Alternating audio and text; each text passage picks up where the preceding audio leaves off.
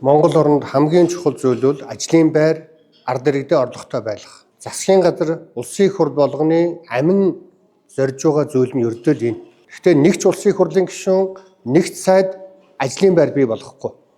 Харин ажлын байр бий болгож байгаа бизнес эрхлэгч нарт үйлчлэх үүрэг нь улсын их хурл засгийн газрын үндсэн үүрэг. Энэхүү бизнесийн үйл ажиллагаанд түүчээ болоод зам заагаад явж байгаа нь үйлдвэр технологийн паркууд тусгай нөхцөлтөөр өөрсдөө илүү эрсдлийг хүлээж Монголын бизнесмэнүүдэд зам гаргаж явж байгаа нь үйлдвэр технологийн парк. Өнөөдөр Монгол оронд 20 гаруй үйлдвэр технологийн парк байгаа.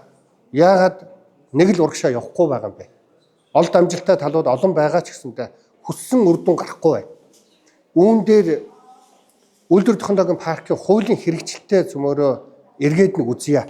Үүнд хэрэгжихгүй байгаа олон заалтуудаа засаж залруулах талаараа яг энэ дээр улаан шугамн дээр нь бүх бэрхшээлийн үүрээд явж байгаа үйлдвэр технологийн паркийн аваад явж байгаа нь бизнес эрхлэгч нартай уулзаж засгийн газарт, улсын их хурлд, аж үйлдвэрийн бодлогын байнгын хороонд үүрэг даалгавар өгөх, тогтоолын төсөл бэлдэх ийм үйл ажиллагаатайгаар өнөөдрийн форум зохион байгуулж байгаа.